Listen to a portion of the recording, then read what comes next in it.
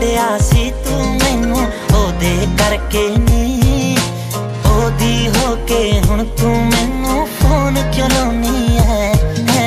ਆਪੇ ਛੱਡਿਆ ਸੀ ਤੂੰ ਮੈਨੂੰ ਉਹਦੇ ਕਰਕੇ ਨੀ।